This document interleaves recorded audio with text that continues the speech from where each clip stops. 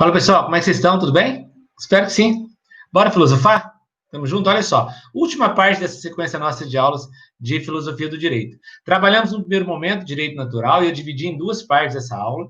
O direito natural numa concepção clássica, dos romanos em Cícero e dos medievais em Santo Tomás de Aquino, e depois uma segunda parte do direito natural na Idade Moderna, com os contratualistas e com David Hume.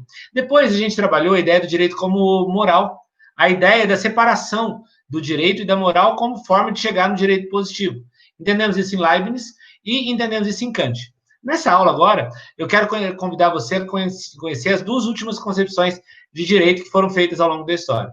Direito como força e direito positivo como ciência. E se você quer fazer esse caminho junto comigo, bora filosofar.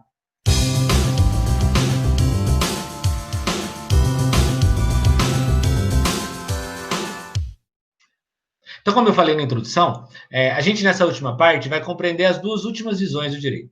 A ideia do direito como força é desenvolvida por Hegel na ideia de um estado absoluto. A ideia de um direito positivo, a partir de uma técnica e ciência, é desenvolvida por Hans Kelsen, bem na transição do século XIX para o século XX.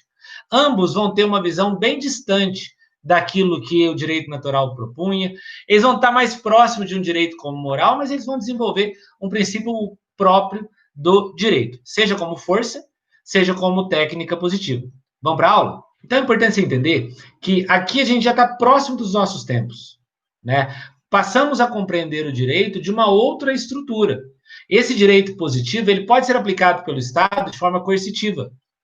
Hegel, direito como força.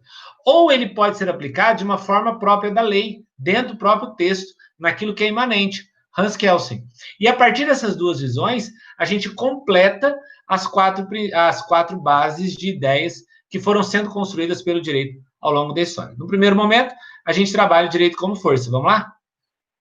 Então, a primeira das duas que eu quero trabalhar nessa última parte é o direito como força. E basicamente, como que nós diferenciamos o direito como força do que a gente viu até agora? Simples. O direito como força simplesmente nega o direito natural. Essa ideia de que há, ou por meio da razão humana, ou por meio da própria natureza, um direito que rege os homens, agora ele é negado. Nós não vivemos a partir de um direito natural. Nós vivemos a partir de um direito coercitivo. O direito positivo, ele é uma forma de o Estado... O direito positivo, ele é uma forma de o Estado exercer seu poder coercitivo sobre os indivíduos. Então, à medida que a sociedade ela vai atingindo um progresso na idade contemporânea, surge a necessidade de um Estado mais composto por um conjunto de leis. Percebam, por exemplo, que é exatamente nessa fase, final do século XVIII, o desenvolvimento do século XIX, que as constituições começam a ser construídas na sociedade. Você pega, por exemplo, a Constituição Americana, você pega, por exemplo, as nações da América Latina que estão ficando independentes, as democracias liberais que estão surgindo na Europa. E aí começa a ser atribuído ao Estado a ferramenta de coerção sobre os indivíduos. E cabe aos indivíduos simplesmente se submeter a essa ferramenta de coerção. O direito passa a ter a sua legitimação por meio da imposição da lei. Então, o que nós passamos a ter a partir de Hegel e a partir do início do século XIX? Um Estado absoluto, cuidado que não é o Estado absolutista que nós tínhamos no antigo regime, é o Estado como a última instância da existência, que é capaz de criar as leis e colocar os indivíduos submetidos a ela. Hegel, portanto, vai entender o Estado como um espírito absoluto. Para Hegel, o Estado é a estrutura máxima da consciência do homem. Não há nada acima do Estado. O Estado é um instrumento que coloca a sociedade em ordem. O Estado, ele nasce do quê? Da consciência do homem. Aliás, o Hegel ele tem uma visão contrária dos contratualistas, porque os contratualistas eles entendem que primeiro nasce o contrato social e depois vai surgir o Estado. Então, o Estado é resultado dos indivíduos. Para Hegel, não. O Estado ele não nasce a partir de um contrato, porque o Estado simplesmente é. O Estado é um espírito absoluto, é uma condição superior. O Estado ele nasce da razão humana, da compreensão do homem de que existe um instrumento que coloca tudo em ordem. Esse instrumento é o Estado. Portanto, o direito positivo torna-se um direito natural por força do Estado. Olha que interessante. O direito positivo ele existe porque o Estado determinou. Aquilo que o direito conhecia até então como direito natural, agora ele é substituído de forma total pelo direito positivo. Esses indivíduos, para Hegel, eles vão assumir uma consciência absoluta.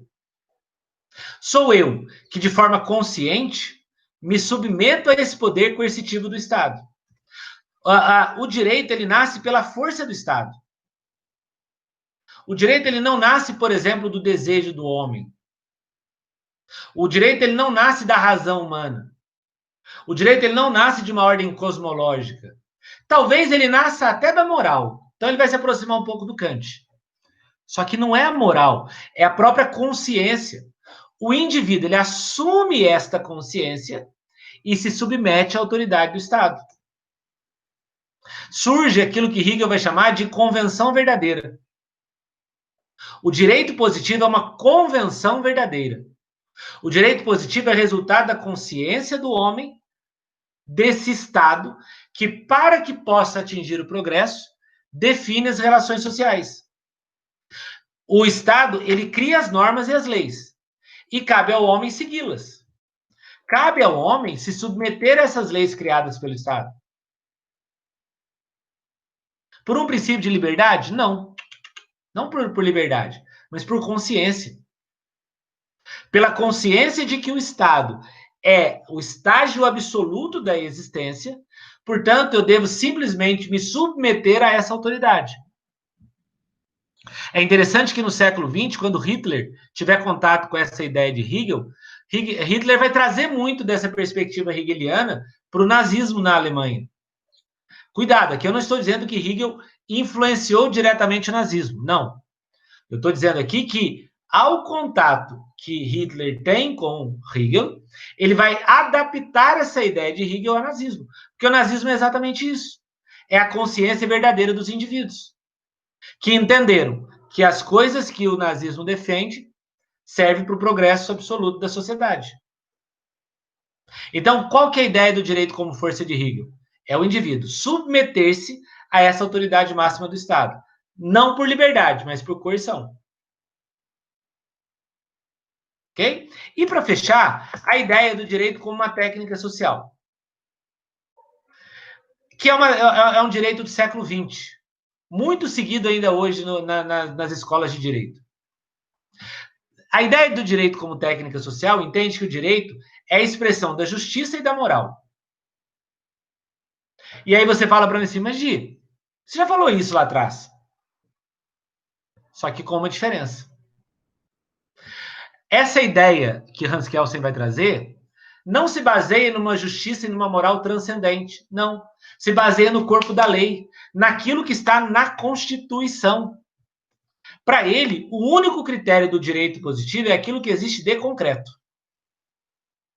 O único critério para a aplicação das leis é aquilo que está escrito. Não cabe uma interpretação transcendente. É aquilo que nós vamos chamar no direito de juspositivismo.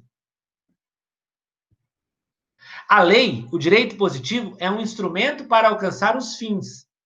O direito positivo ele não é um meio. Ele é o próprio fim. A sociedade ela tem como instância máxima dentro de uma pirâmide a Constituição, as leis, o direito. Portanto, cabe aos indivíduos, de forma imanente, aplicar esse direito positivo. Hans Kelsen, portanto, ele vai negar a esse princípio transcendente do direito.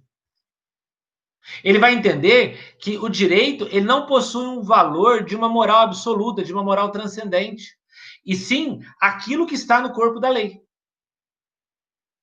O direito positivo é aquilo que está escrito na Constituição. Não por um princípio transcendente, não por um princípio universal, não por um princípio natural, muito menos por um princípio moral absoluto, mas por aquilo que a lei determina. Então, quando aparecer Hans Kelsen para nós, nasce no final do século XIX, mas ele desenvolve essa técnica no século XX. Ele vai dizer que o direito, como técnica social, se baseia no positivismo, na ciência e de forma neutra. Como assim neutra? Ela não é algo que vai buscar em valores religiosos, algo de valores cósmicos, ou propriamente na pura razão humana. Não. Mas naquilo que a lei determina. Segundo Hans Kelsen, não é possível entender o direito de forma interpretativa. O direito ele não é interpretativo. O direito ele é aplicável de acordo com as leis. É aquilo que está no corpo da lei. Uma vez que os indivíduos decidem seguir esse corpo da lei, vai ser atingido o progresso. Logo, o direito positivo será aplicado. Então, pessoal, aqui a gente fecha o nosso estudo sobre filosofia do direito. Como eu disse numa das videoaulas para vocês, a intenção não é criar aqui uma visão completa e aprofundada do direito, é despertar o interesse para a gente entender o que é o direito e de que maneira esse direito pode ser aplicado, a partir das 4 visões, como direito natural, como moral, como força e como técnica social. Espero que você tenha gostado e tenha entendido o que é o direito ao longo da história. Tá bom? Dá uma revisada se você não tiver entendido alguma coisa, qualquer coisa, nos comentários, manda alguma pergunta que, à medida do possível, eu vou te ajudando, tá bom? No canal tem bastante playlist, muita coisa que você vai gostar. Espero que você esteja sempre comigo. Bora filosofar!